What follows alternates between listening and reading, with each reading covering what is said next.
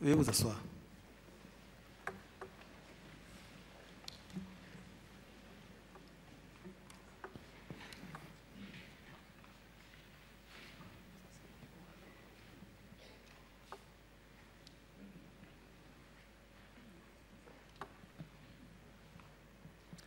On s'excuse de ce petit retard parce que tout simplement, le témoin qui devait être présent n'était pas dans la salle des témoins. Donc il a fallu qu'on aille le chercher depuis son hôtel pour le ramener au niveau de ce palais de justice. Bien, maintenant qu'il est là, on va donc pouvoir débuter cette audience avec ce témoin.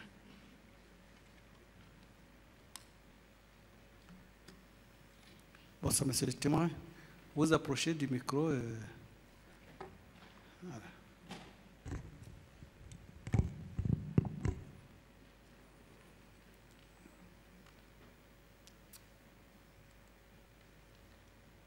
Bonsoir, monsieur le témoin. Oui, bonsoir, monsieur le président. Bien, vous avez été cité pour venir témoigner devant cette chambre. Et pour ce faire, nous allons vous demander de décliner votre identité, à savoir vos noms, prénoms, âge, profession et domicile. D'accord. Bon. Je m'appelle Alifa, le prénom c'est Gaston. Je suis un militaire en retraite. Je réside à Bongor, dans le département de Mayo-Bonnet, au sud de N'Djamena. Bien, en tant que témoin, nous allons vous demander de prêter le serment dont la formule est la suivante. Vous jurez de parler sans haine ni crainte, de dire toute la vérité, rien que la vérité. Vous levez la main droite et vous dites « Je le jure ». Je le jure, rien que la vérité que la vérité. Bien. Vous n'êtes pas parent ni allié au parti, c'est-à-dire au parti civil ou à M. Issenabré. Non. Ok, cela étant dit, maintenant la Chambre est prête à vous écouter sur votre témoignage. Okay. Donc, vous pouvez nous relater les faits dont vous avez connaissance et que vous aimeriez partager avec la Chambre afin de l'éclairer par rapport à l'ensemble du dossier qui lui a été soumis. D'accord. Bon, moi je suis un militaire, un corps soignant. Je suis affecté à la blessure le 6 mars 1984 en tant qu'infirmier. Bon, entre-temps, il y avait un chef qui était devant moi, s'appelait Saria. Lui, il partait traiter les détenus. Moi, j'étais resté au camp parce qu'il ne me faisait pas confiance. Il a fallu qu'on m'étudie. Est-ce que j'ai une bonne moralité ou je vais dévoiler le secret? Donc, pendant un an, j'étais là et finalement, ils ont trouvé que je n'ai rien à dire. C'est là où on partait ensemble avec Saria pour traiter les détenus. Lui, il consulte, moi j'ai le plateau en main, j'injecte, je donne les comprimés. Depuis lors-là, j'étais là. Ce que j'ai vu, beaucoup de choses ont été passées, surtout en matière de décès, de maladies, la malnutrition, tout ça, des paralysies, tout ça. on n'avait pas assez de médicaments pour traiter ces gens-là. Donc, si on a 10 comprimés, on donne pour 3 ou 4 malades. Or, 10 comprimés pour un seul malade, mais ça ne suffit pas. Donc, on était là. J'ai passé tout mon temps là jusqu'à la sortie du président Sénabré. Bon, ce que j'ai rencontré, il y en a assez. J'ai vu des hommes qui sont morts, ceux qui sont paralysés, tout ça, j'en ai assez vu. Bon, je vais donner un exemple sur le décès de M. Stalingaba, qui était vraiment difficile. Les autres, je pense que c'était un peu mieux parce qu'il marchait un peu dehors, mais lui, il était seulement à l'intérieur dans sa cellule, 2 mètres de largeur, 2 mètres de long. Il était seul. Il dormait sur le ciment, sans natte, sans couverture. Quand je l'ai vu, c'est pendant qu'il était déjà épuisé. Il ne pouvait rien faire. Parfois, je lui donne les comprimés, elle a même refuse. Et tout ce qu'on lui donne, comme des repas là, ça reste à côté, il ne mange même pas. Un jour, je suis arrivé le matin, j'ai voulu ouvrir la cellule là. La garde m'a dit que lui, il est défunt. Donc, de ce fait-là, je n'ai pas encore d'autres paroles parce que je ne peux pas aller en profondeur en matière de renseignement concernant ces gens-là. Autrement dit, ça risque de m'écouter aussi. Alors, voilà, c'est ça. De deux,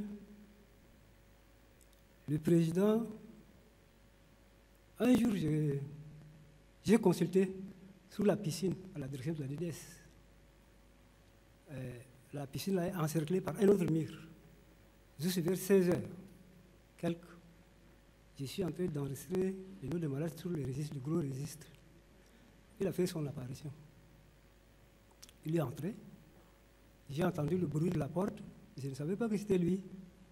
Et quand je me suis tourné, c'était lui, avec 5 personnes qui sont des gardes là. Bon, il m'a dit, ça va, il faut que je reste. Et pour la seconde fois, il était arrivé et appelé une réunion concernant un qui est évadé, un prisonnier qui a fui. Parce que quand un prisonnier fuit, le chef de poste et son adjoint, plus la sentinelle, c'est là, on le conduit immédiatement, on brousse ça, il n'y a pas de merci. Voilà. Donc depuis lors là, j'étais là. J'ai quitté ce service-là après sa sortie de N'Djamena. Voilà. Bon, les prisonniers, leur maladie était plus la malnutrition. Vous allez voir quelqu'un qui est gros, vous dites qu'il a plus de poids, or c'est des œdèmes. Manque de repas. Manque de repas. Et les œdèmes, quand ça pénètre dans le poumon, il n'y a pas de solution. Il n'y a pas de solution. Et puis, deuxièmement, c'est la bronchite aiguë. La bronchite aiguë, il faut avoir suffisamment de médicaments pour sauver la personne. Et on n'a pas assez de produits. Donc, il y a des fois où, il était par la sens, il peut aussi trouver la guérison, mais parfois aussi, il s'en va aussi. Bon. L'autre maladie, je crois que c'est la même chose. La gencive, c'est la gencive, c'est toujours dû à un manque de vitamines. Il y a des fois où le type, il met la main comme ça pour laver les dents tombent. Tout est déplé, tout est gonflé. C'est ce qui fait que beaucoup sont morts. À chaque fois quand ils meurent, il y a le chef de service pénitentiaire qui est la personne d'Abakar Torbo. Il me dit de faire un certificat médical. Je fais, mais je ne garde pas archive. Lui, il prend tout. je n'ai pas droit à garder l'argent. Voilà à peu près ce que je veux dire.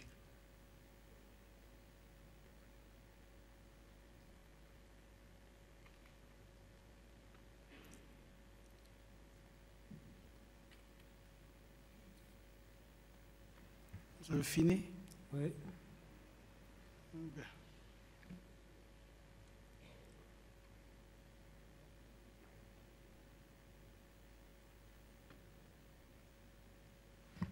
Voilà, vous avez indiqué que au début, quand vous avez été affecté à la Bessir, c'est votre patron qui partait à la détention, mais pas vous, parce qu'on n'avait pas confiance en vous. Est-ce exact? C'est ça. D'accord. Et pourquoi ils n'avaient pas confiance en vous? Vos capacités professionnelles ou bien votre capacité, c'est sur vos capacités à garder un secret? Peut-être que je ne garde pas le secret. D'accord. Voilà. Donc tout ce qui les intéressait, c'était d'avoir un infirmier qui ne parlait pas. Parle pas, c'est ça. D'accord. Mais les compétences professionnelles, ça ne jouait pas trop dans l'évaluation de vos capacités? Non, il n'y avait pas de problème. D'accord. Ça a passé. D'accord, d'accord.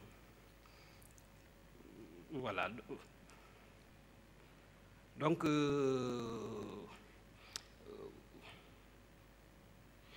et pour les repas, parce que vous avez dit qu'il y avait manque de repas et absence de médicaments. Le repas, À votre avis, c'était délibéré, c'était un problème budgétaire ou bien c'était le peu de cas qu'on faisait de la maladie des détenus? bon, le repas manquait. D'ailleurs, au départ, on met au feu les blés. On met un peu d'huile avec sel, c'est ça le repas, il n'y a pas autre chose. Oui, oui, mais ce que je veux savoir, est-ce que c'était une décision délibérée de ne pas s'occuper de l'alimentation correcte des détenus, ou bien c'était une situation qui résultait des problèmes budgétaires qu'a rencontré peut-être le pays, ou bien la détention? Mais pourquoi les militaires mangeaient bien et puis non les détenus? D'accord. Donc vous pensez que c'était délibéré? Et voilà, c'est ça. Voilà, donc c'est bien. Le président, quand il est venu, vous l'avez vu vous-même, Je l'ai de vos propres yeux, Deux fois. de vos propres yeux. Deux fois. Il vient par surprise dans l'après-midi. Parce qu'entre-temps, la sécurité quitte le travail à 15h, alors que les autres partent à D'accord. 14h. On ne vous l'a pas dit, c'est vous-même qui l'avez vu, Je l'ai vu. de vos propres yeux. Propre jeu. Est-ce qu'il a dit quelque chose quand il est venu? Il est venu, il avait appelé le chef de poste, indiqué une cellule dont il y a quelqu'un qui était dedans. D'accord. Il n'a qu'à sortir la personne là. La personne était venue, elle s'est jetée contre lui. Et lui, finalement, il n'a pas parlé, il a ri, il est reparti. D'accord, c'était juste pour voir est-ce que l'état de la personne, ou bien pour s'assurer qu'il était là-bas? Bon, il est venu voir la personne, il est reparti. Il est reparti sans rien dire? Ça a été. Sans dire rien dire. Ouais. D'accord. C'était dans le cas au cours d'une réunion ou bien il est venu comme ça et puis il a vu, il est parti? Il est venu, il a appelé, quand le TV est sorti, il s'est lancé contre lui avec insolence. Je ne sais pas si c'est son connaissant. D'accord. Ah, D'accord. c'est ça. Merci beaucoup.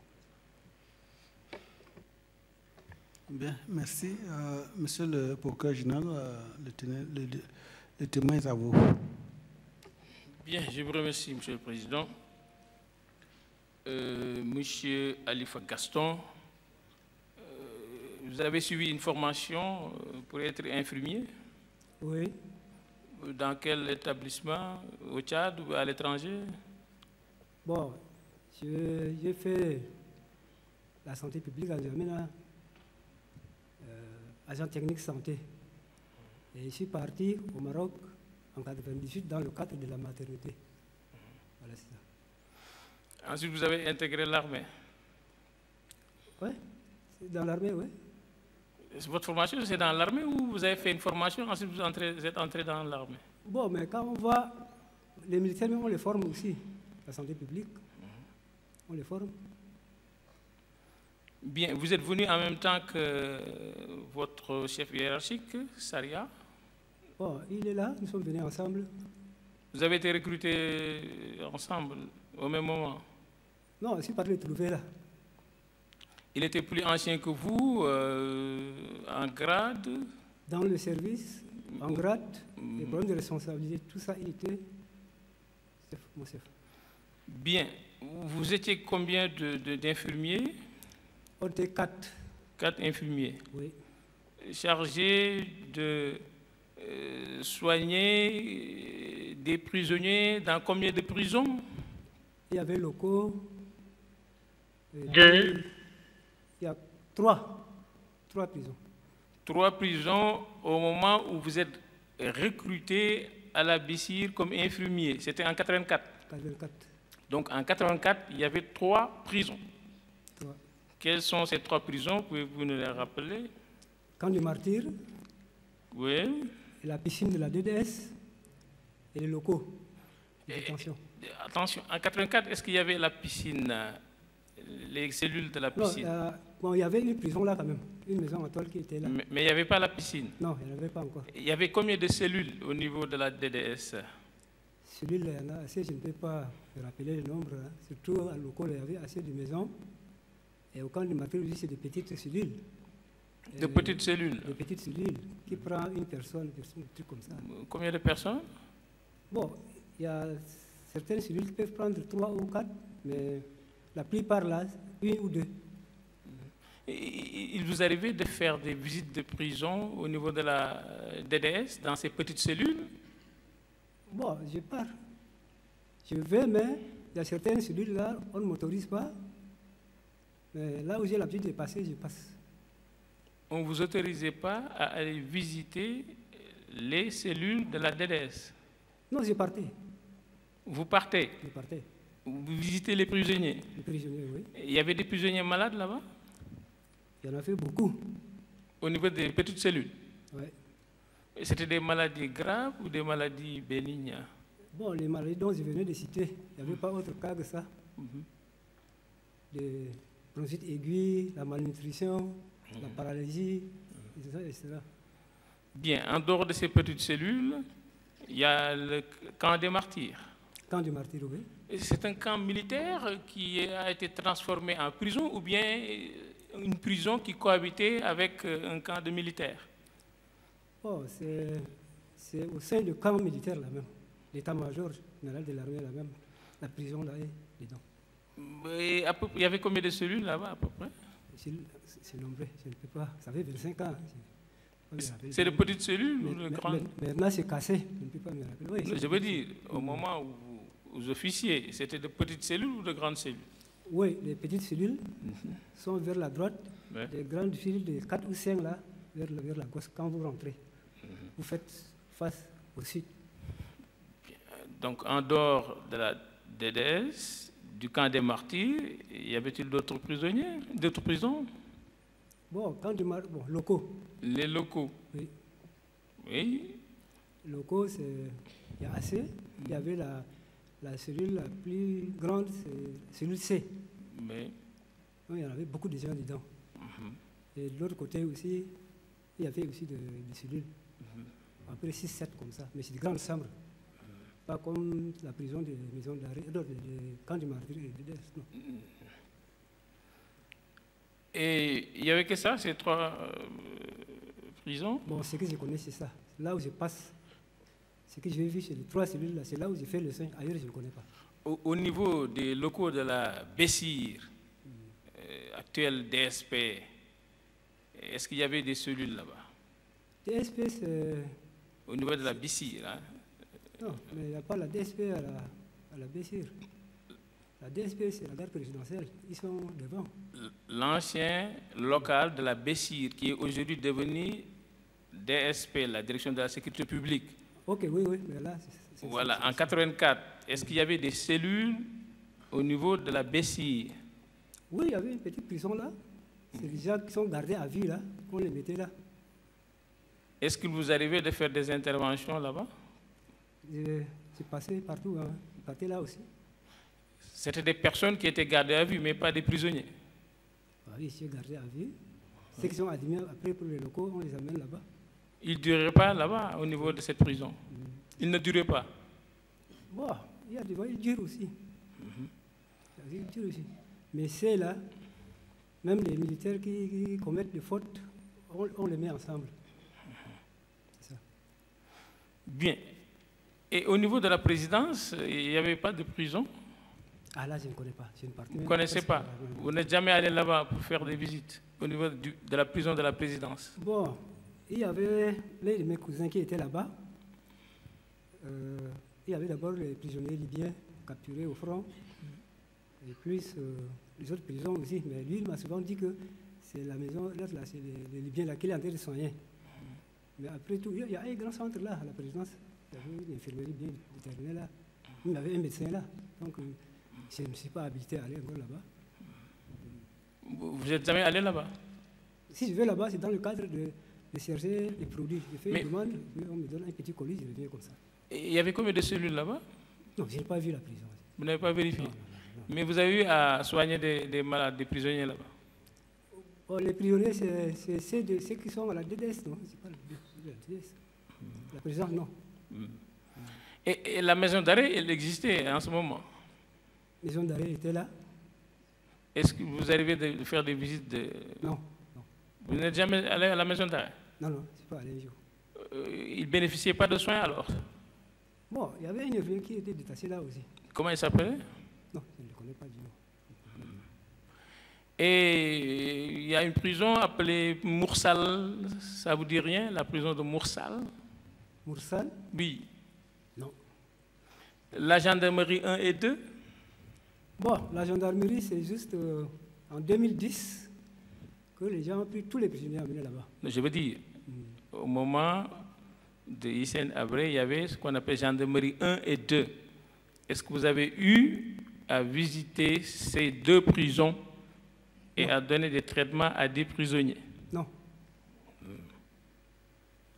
Bien. Maintenant,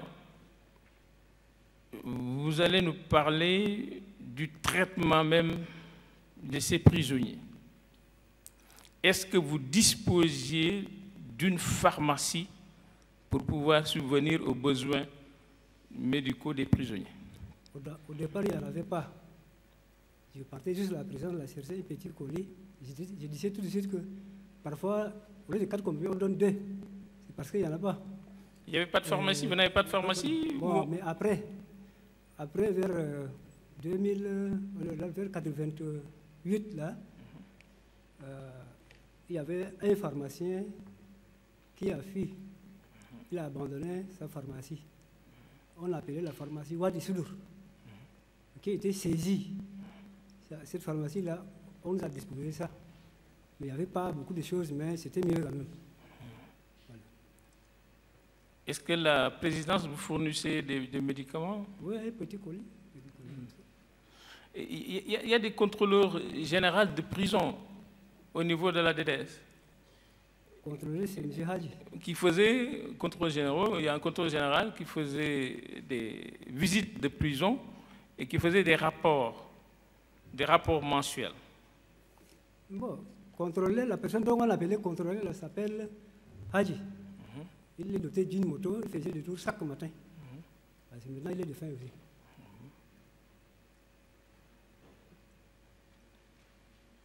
Dans ce rapport, par exemple, je vous cite à la cote 2026/266, il est écrit concernant la cellule C, donc des locaux, nous vous informons une fois de plus que la cellule est complètement pleine de détenus dont l'effectif est remonté à 85. C'est la raison pour laquelle les détenus meurent de temps en temps. Ça, c'est un rapport du contrôleur général, donc adressé au directeur de la DDS. Et c'est une pièce d'archive de la DDS, cotée au 2026/266. Oui, c'est vrai. La cellule, c'est tellement large. Il y avait beaucoup de prisonniers, mais je ne connais pas le nombre exact. C'est vrai. Mais quelle était la réponse de l'administration par rapport à ces morts au niveau de la prison, ou bien des prisons? Est-ce qu'il y a eu une amélioration après ces rapports? Bon, 88-9, j'ai vu qu'il y avait un peu de changement. On amenait un bœuf par semaine. Il y avait aussi des sacs de lait là, en poudre. Et puis un peu de sucre aussi. Ça. Bien. En tant qu'infirmier, est-ce que vous arrivez de constater des décès Oui, mais ces décès, il y en a. Surtout quand il fait chaud, là, il y a trop de décès. Dans toutes les prisons? Toutes les prisons. À peu près combien de décès par jour? Bon, parfois 3, 4, allez jusqu'à même 8. Est-ce que les morts étaient enlevés immédiatement ou bien il y avait des morts qui pourrissaient? Bon, si la personne est déjà morte, je crois qu'on la déplace dans une cellule qui est vide. Moi, je ne suis pas habitué d'aller voir. Mais il y a des fois où ils gardent jusqu'à demain aussi, c'est vrai. On les gardait dans les cellules pendant longtemps, jusqu'à ce qu'ils se décomposent souvent. Bon, je n'ai pas assisté un jour à leur enterrement. Je ne sais pas si s'est décomposé, je ne connais pas. Et qui établissait le certificat de décès? Certificat de décès? Oui. Bon, au départ, c'était Staria, après, c'était moi. Mais moi, on me donne seulement la liste. Ceux qui sont morts, là, on me remet la liste. Je fais. Et puis, le chef du service pénitentiaire récupère tout. Il ne me laisse pas archive. Dans beaucoup de certificats de décès, on mettait les causes de la mort. Qu'est-ce que vous permettez d'arriver à des conclusions uniquement sur des cadavres? On vous présentait des cadavres et vous faites un certificat de décès plus des conclusions. Est-ce que vous avez eu à suivre ces personnes mortes pour pouvoir connaître les causes de leur décès? Oui.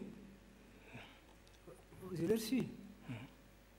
Il y a la diarrhée, la dysenterie, là, qui les tue plus. Et la brossite aiguë, qui se disait là aussi. Et la malnutrition aussi. Dans votre déposition, tout à l'heure, j'ai entendu dire que c'est Abacar Torbo qui vous dictait ce qu'il fallait mettre sur les certificats de décès. Oui, mais je connais bien le vrai problème. Mais il me dit de faire ça. Donc, faire ça, c'est quoi? Qu'est-ce qu'il vous disait exactement? C'est mort naturelle. Que vous mettez les causes de la mort, vous dictez les causes de la mort et vous transcrivez ou bien? Oui, c'est ça. Lui, est-ce qu'il est un infirmier ou bien un médecin? Non.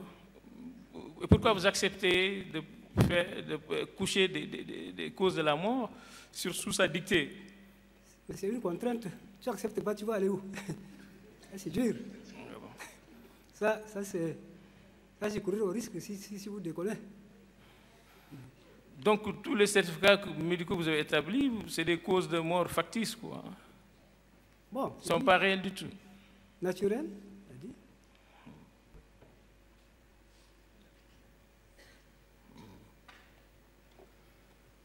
Est-ce que votre conscience vous permettait d'écrire ces choses-là en tant qu'infirmier? Et vous signez des actes de décès, des actes importants quand même. Mais pour vivre, il faut le faire. Si tu refuses là, mais c'est toi aussi. C'était dangereux pour nous tous. Vous avez une fois refusé d'obéir? Non. Ou bien vous pensez que si vous ne le faisiez pas, on allait vous sanctionner? On ne fait pas, on a des problèmes. Si je ne fais pas, j'ai des problèmes. Parce qu'il y a des fois où on me porte des reproches inutiles. On me dit, quand si la crime alors en arabe, tu as rien. Si tu ne prends pas ton travail en 2 mains, je vais trouver une solution pour toi. Et ce langage a été tenu par Abacar Torbo, y compris Abba Moussa, qui m'a menacé comme ça. Et cela a duré de 84 à 90, 6 ans que vous avez effectué au niveau de la DDS. Oui, 84, 90, oui. Bien, pourquoi disait-on que la cellule C des locaux, c'était la cellule des cadavres? On n'en sortait jamais vivant. Pourquoi? Y avait-il un traitement spécial réservé à ces prisonniers? Non, c'est parce qu'ils sont nombreux, là, et la chaleur surtout, et ils avaient aussi un demi-fille qu'on met à l'intérieur, et ici dedans, jusqu'à le matin avant de dégager ça. Donc, c'est aussi dangereux.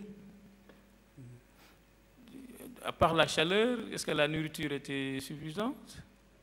Bon, la chaleur, ça tue. Mais c'est comme les maladies dont j'ai cité là aussi. Ce sont des maladies qui ont été fréquentes là. Les victimes disaient aussi qu'on mélangeait du sable à leur nourriture. Est-ce que cela explique en partie certains décès? Je ne mens pas, mais mélanger le sable à la nourriture, je n'ai pas vu. Parce que eux-mêmes qui préparent les repas. C'est peut-être que c'est mal lavé, peut-être. Mais je n'ai pas vu un militaire prendre le sable, mettre sur la nourriture, là, je n'ai pas vu. Je ne peux pas mentir.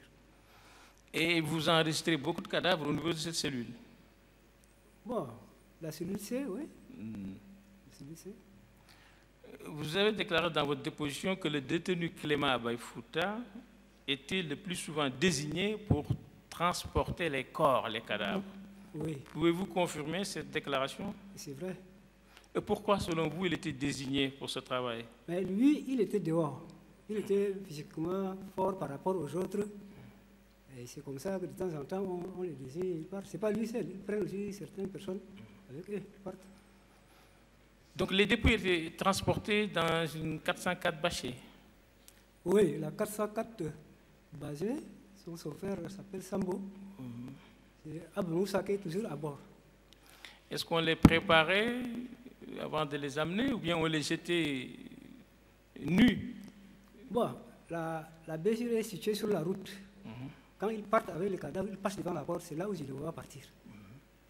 Donc, moi, j'avais beaucoup à faire. Il y a des fois, je suis le matin, à 7 h ici, je suis encore là pour le travail. Donc, il y a des fois, je vois la cassette, s'oriente vers le nord de N'Djamena comme ça. C'est tout, mais je ne suis pas allé. Mais je ne sais pas qui est là. Au moins, comme ils disent de faire l'autre là, les certificats médicaux là, je veux comprendre, voilà, c'est ceux qui sont morts là, qui sont en train de partir là-bas. C'est ça. Bien, donc chaque jour, vous transportez au niveau de toutes les prisons pour vérifier les prisonniers qui étaient malades? Ou bien on faisait appel à vous en cas de maladie? Je passe, je consulte, et ceux qui sont un peu graves, je leur donne le traitement d'urgence. Et c'est le lendemain que je reviens maintenant avec le soin pour tout le monde. Toutes les cellules, à partir de 88, là, c'est moi celle qui était là, parce que Sarata est admis à l'école. Voilà, c'est ça. Est-ce que vous est arrivé, compte tenu de la gravité de la maladie du prisonnier, de décider de l'envoyer à l'hôpital? Bon, à l'hôpital, il y avait un jour quelqu'un qui était arrêté à Maroua. Il était venu, il avait le rhumatisme des genoux avec présence de liquide. Les chefs du service pénitentiaire, à Bogatorbo, qui ont autorisé de le conduire à l'hôpital. Donc, je suis parti avec lui. Un jour, il y a le commandant Galiam qui était malade. Je l'ai déposé aussi là-bas. Et il y a aussi Ali Daoud qui était malade. Il était aussi à l'hôpital. Donc, s'il n'y a pas une autorisation, je ne manifeste rien. Même si le cas est grave? Oui, non. Pour moi, c'est leur expliquer. Donc voilà, tel cas-là est grave. C'est tout, je n'ai pas autre chose à parler. Avez-vous eu à traiter des prisonniers qui se plaignaient de tortures subies durant les interrogatoires au niveau de la DDS? Bon, la torture, pour ceux qui sont torturés nouvellement là, ils sont gardés quelque part. On ne les voit pas. Après avoir venu d'exploiter les renseignements, c'est en ce moment qu'on les envoie dans des locaux là où nous passons. Donc j'ai souvent vu la trace des cordes, les pieds, tout ça, j'ai vu, beaucoup de secours, tout ça, j'ai vu. Est-ce qu'ils vous ont expliqué comment ils étaient torturés? Oui, il explique. Quel genre de torture, quelle forme de torture? Mais moi, je vois rien que la trace, donc c'est peut-être attaché et puis sicoté. Les attachés, c'est l'arbre attacheur ou bien c'est une autre forme? C'est justement. Quels sont les effets que laisse l'arbre attacheur sur ces prisonniers patients? Bon, si le type est attaché, qu'on ne détache pas vite, il va avoir des ruptures du sang. Donc, ça peut provoquer une paralysie ou autre. C'est vrai, les effets sont. Bien, en 1987, il y a eu la construction de la piscine, c'est-à-dire une piscine souterraine sur laquelle on a mis une chape de béton et il y a eu 10 cellules. Est-ce que vous est arrivé d'aller visiter ces cellules souterraines? Je vais là-bas. Oui. Je suis parti là-bas. Alors, je consulte tous ces gens. Pardon? Je consulte tous ces gens. Et qu'est-ce que vous constatez dans ces cellules-là? Est-ce qu'elles étaient bondées? Quelles étaient les conditions Bon, de séjour de ces prisonniers? Les conditions étaient un peu dures. Parce que vous savez qu'il y a le problème de nombre. Ils sont beaucoup nombreux dans une cellule. Et ils sont sous-sol. Donc, il manque d'oxygène. Surtout quand il fait chaud, là, c'est difficile. Il y a des fois où on fait l'appel à masse de vigne et trouve 3, 4 qui sont couchés. On les transporte dehors, on verse l'eau, ils se récupèrent. Donc, celui qui n'a pas la chance, il peut aussi partir. Parce qu'il n'y avait pas assez d'aération pour pouvoir respirer? Il n'y a rien, c'est sous-sol. Ils sont nombreux dans la cellule. Il vous est arrivé de constater des morts là-bas? La DDS? Oui, Ouais. Au niveau de la piscine? Oui, il y avait un peu de morts, oui. Journalier? Bon, là-bas, ceux qui sont là-bas, là, ils ne durent pas trop là, on les transfère directement, soit dans la cellule C ou bien au camp des martyrs. Mais pour ceux qui restent là, comme ils ne durent pas en prison, ils sont encore solides, ils partent aussi là-bas, ça va. Cas de décès, il y en a. Mais pas comme dans la cellule C. Bien, dans le rapport mensuel du mois de juin 1987 sur la situation générale des détenus politiques et prisonniers de guerre dans nos différents locaux du 2 juillet 1987, ça c'est le rapport mensuel dressé par la prison, code D36, annexe A62, il est indiqué ceci. Nos détenus souffrent souvent des affections telles que rhumatisme articulaire aigu, paralysie des membres, avitaminose, c'est l'absence de vitamines, gingivite sévère, maladie des dents et de la bouche, comme vous l'avez indiqué, dysenterie amibienne et hématophage. Toutes ces maladies énumérées, c'est le rapport qui parle ci-dessus, proviennent d'un manque d'équilibration du régime alimentaire des détenus. De ces faits, il est souhaitable, indique le rapport, qu'un fonds d'entretien soit mis à la disposition de ces services afin de veiller au jour le jour à la variation des régimes. Ce fonds d'entretien nous permettra, d'après donc toujours le rapport de la prison, de constater un changement sans doute sur l'état de santé des détenus à l'avenir. Et il note à l'attention du directeur de la DD, certains détenus malades refusent souvent plusieurs jours de manger le même repas. Donc les repas n'étaient pas variés. Il n'y avait pas un régime varié des repas. Bon, le repas, ce n'est pas varié. Est-ce que ce fonds qui a été indiqué dans ce rapport mensuel, ce fonds-là a été mis en place? Bon, mais ce fonds-là, je ne le vois pas, sinon c'est comme je venais de vous dire que c'est en 2008-2009 là qu'il amenait un bœuf par semaine avec lait en poudre et puis un peu de sucre. Mais je ne sais pas si ces fonds-là qu'ils sont en train d'acheter avec, mais moi je ne connais pas, c'est un fonds pour ça. C'est avec eux, moi je ne connais pas. Savez-vous que M. Hissène Habré était informé de cette situation difficile au niveau des prisons? Mais s'il n'est pas informé là, est-ce qu'il vient là, non? Il voit, non? Il voit. Quand il meurt là, il voit, non? Lorsqu'il s'est présenté une première fois au niveau de la prison, est-ce que vous avez entendu ce qu'il disait? Qu'est-ce qu'il était venu faire là-bas? Vous ne pouvez pas nous informer là-dessus?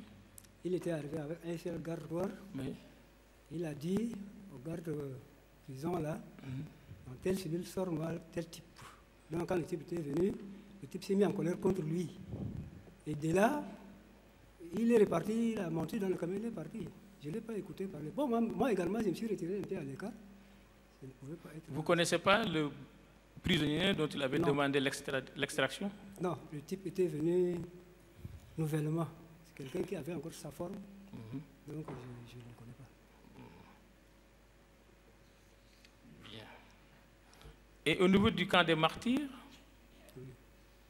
est-ce que là-bas, les conditions étaient assez bonnes ou bien c'était la même chose? C'est la même chose. Comme dans toutes les prisons? Dans toutes les prisons, c'est la même chose. Et au niveau de la cellule D des locaux, où il y avait des femmes, est-ce qu'elles avaient un bon traitement ou bien le traitement était égal? Mais le traitement médicalement, c'est les mêmes produits. Mais sinon, je vois qu'elles sont dehors, elles rentrent juste pour aller dormir, quand même. Elles sont dans la cour.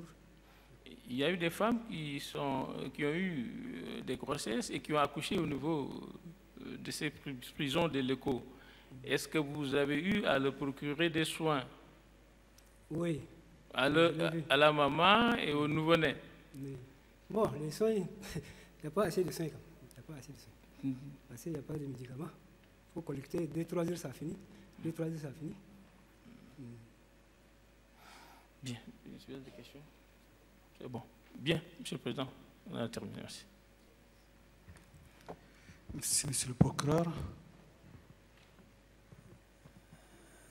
Mesdames, Messieurs, Conseil des parties civiles.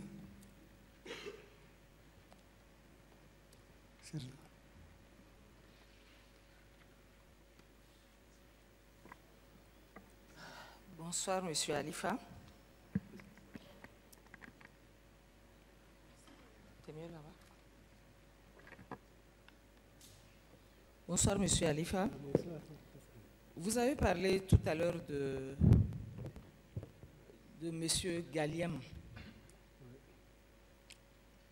En code D 2026 167, il s'agit d'un certificat de décès de Galliam.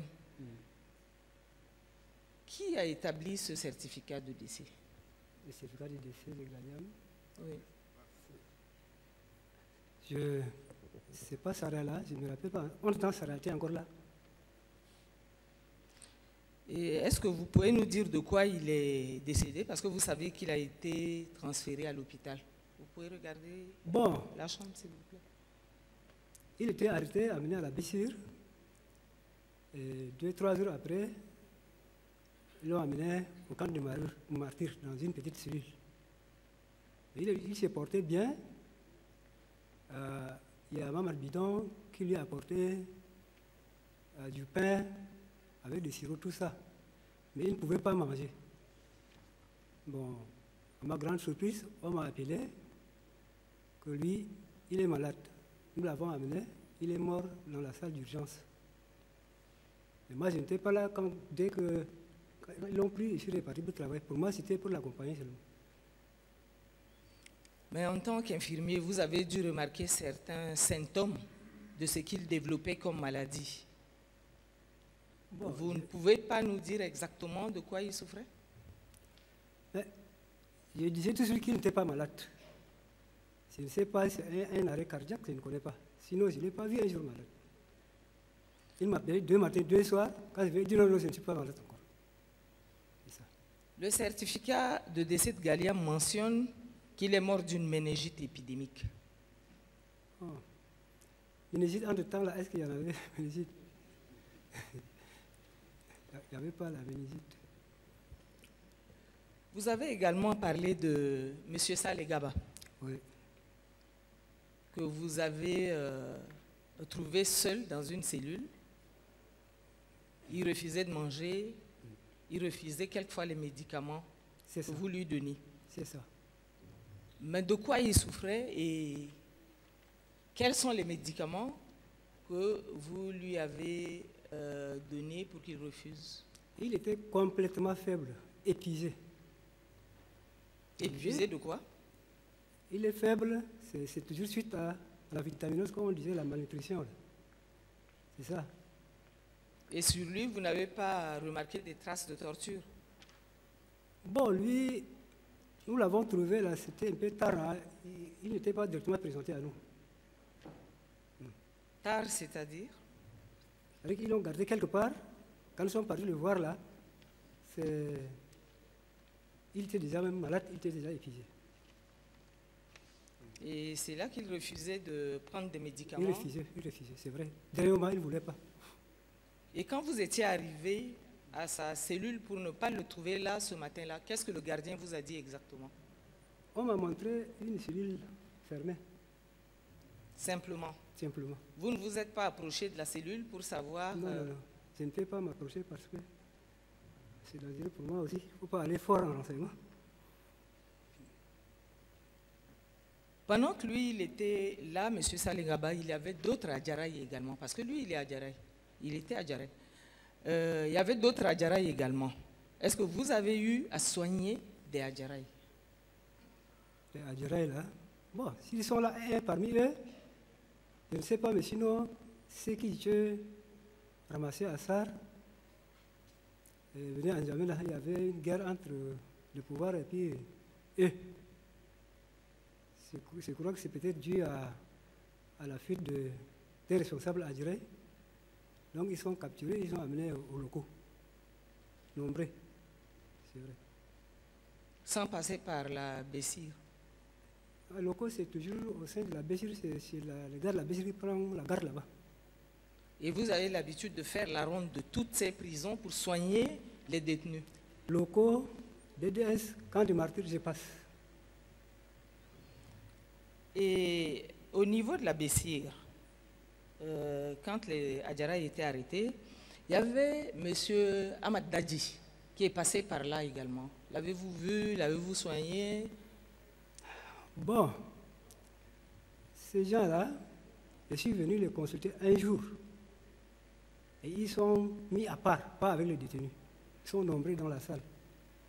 Et quand je suis revenu demain matin, pour les donner les comprimés, on m'a dit qu'ils sont transférés. Ça, il s'agit des... Ah, ils ne sont plus là, ils sont transférés. Il s'agit des Adjaraï. Adjaraï, oui. Ils sont transférés, on vous a dit transférés dans quelle prison? Puisque vous faites toutes les prisons. À la présidence, c'est comme on a dit. À la présidence, ils sont transférés à la présidence. C'est ça. Je reviens encore sur les femmes. Les femmes détenues étaient aux locaux. Ouais. Vous avez eu à traiter des femmes torturées? Femmes torturées, bon, un jour, j'ai vu une femme qui a des blessures, oui. Cette femme-là, il semblerait que elle revenait de Koussiri, quoi, comme ça. J'ai vu du plaies sur elle. Et un jour aussi, il y a une femme qui s'est laissée faire par un responsable de la prison. C'est-à-dire? Bon, il a fait l'amour avec la prisonnière. Et là, ils ont tapé la femme là aussi. C'est ça. Je ne comprends pas très bien. La femme était là au sein des locaux. Mais il y a un chef militaire là qui était aussi responsable là. Alors, ils ont fait l'amour. Donc, leur secret était dévalé. Et on a chicoté la femme. Qui a chicoté la femme? C'est les militaires qui sont là. Les militaires qui sont là. Les femmes étaient enfermées, comme les autres détenus. On a dû l'extraire ou bien c'est ce militaire qui l'a extrait pour aller abuser d'elle? Non, je n'ai pas bien compris. Les femmes étaient enfermées. Oui. Elles ne pouvaient pas sortir d'elles-mêmes. Comment ça s'est passé qu'elles se retrouvent entre les mains de ce militaire? Bon, ça, c'est lui, il était vers la droite. Et lui, le militaire, là, il est vers la gauche. Il dormait là. Donc, ils sont remarqués plusieurs fois. À chaque fois, vers 19h, elle s'en va. C'est lui. Pour la troisième fois, c'est comme ça qu'on leur a pris. Ça. Et vous avez eu connaissance d'autres violences sexuelles? Non, j'ai vu là, c'est ça. Là. C'est le seul cas? C'est le seul cas que j'ai vu. Même s'il y a autres, je n'ai pas vu. Et les femmes que vous avez, les détenues femmes que vous avez eu à soigner, quel genre de torture elles subissaient? Bon, les femmes, ce que je dis là, c'est une seule femme plus celle qui est là, que j'ai vue, mais le reste là, je ne connais pas. Je n'ai pas vu. Vous savez comment elle s'appelle? La femme là? Oui. Djidja. Comment? Djidja. Djidja. Il y a une femme qui était dans la cellule des femmes, aux locaux, qui s'appelait Rose Loukissim. L'avez-vous connue? Oui. Comment elle était? Qu'est-ce qu'elle faisait? Quelles étaient ses activités journalières? Aux locaux? Oui. Aux locaux, bon. Moi, les femmes, comme elles sont là dehors, s'il n'y a pas un cas de maladie, je ne pars même pas là. Donc, je ne sais pas. Il y a des fois où je vois aussi les femmes préparer les repas. Parce les repas, là, on les donne à part. Mais autres, là, je ne connais pas. Et Rose, vous ne savez pas qu'est-ce qu'elle faisait effectivement dans sa cellule de détention? Bon, je ne suis pas informé. Il faut que je monte. A-t-elle été libérée, vous le savez? Qui? Rose. Bon, les femmes là, même si elles sont libérées, je ne sais pas, mais sinon il y a une partie que les gens, on leur a envoyé à Amsalouba.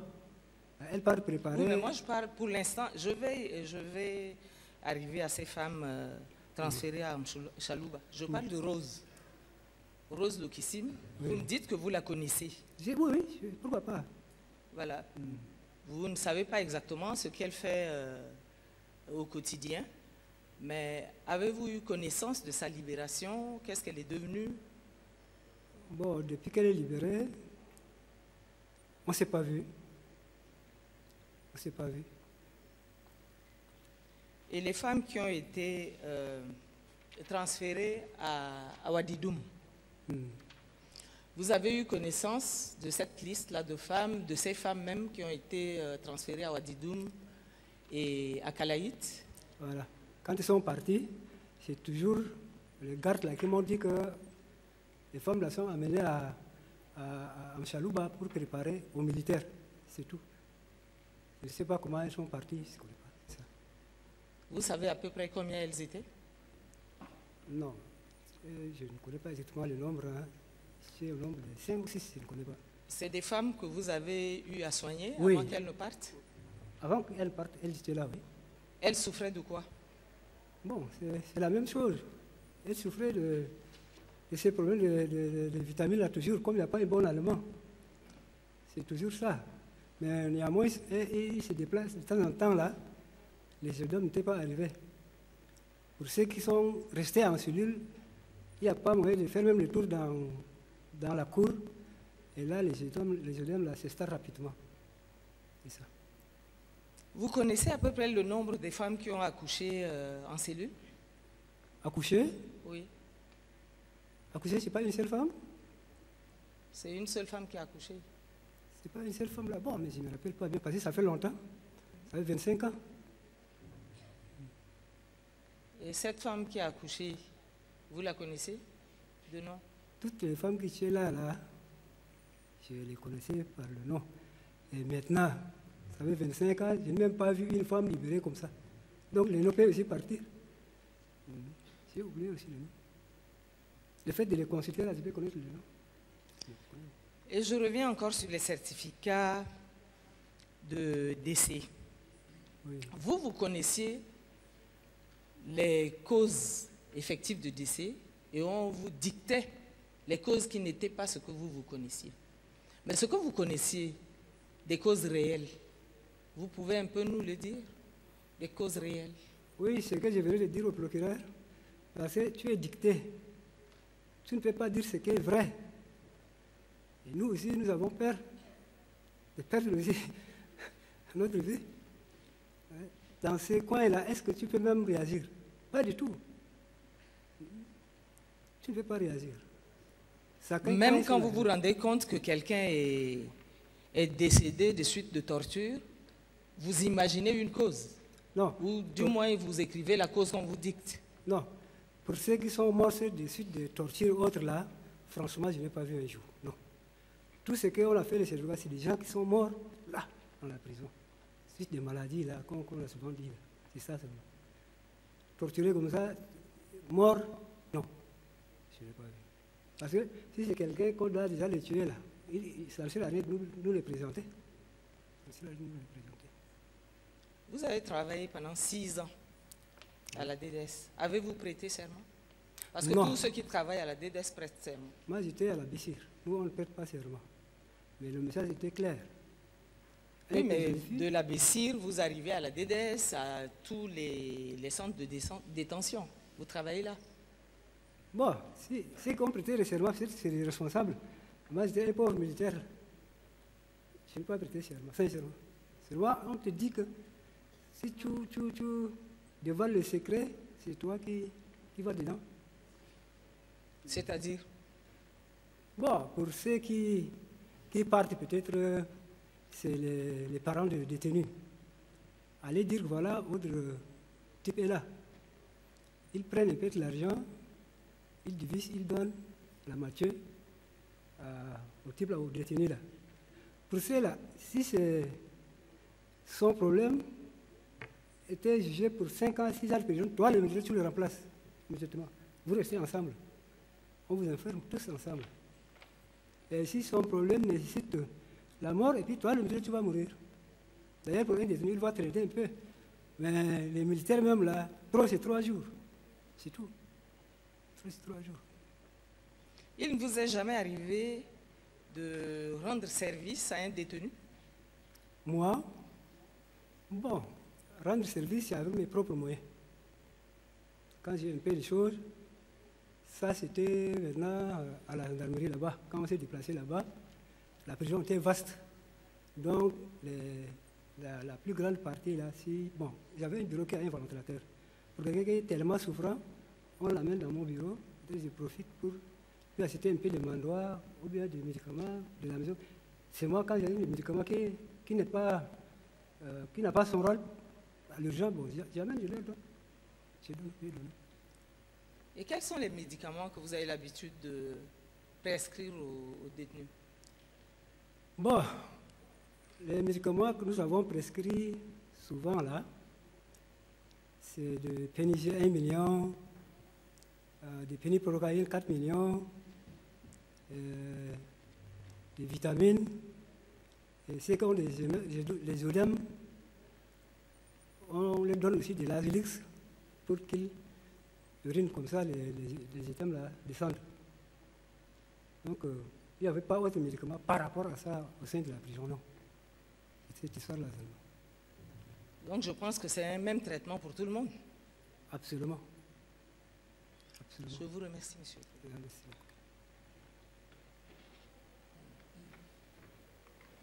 Bien, il est pratiquement 17h30. Je pense qu'on va suspendre l'audience de ce soir.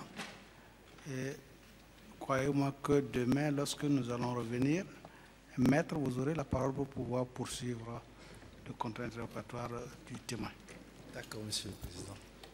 Bien, donc l'audience est suspendue jusqu'à demain, 9h.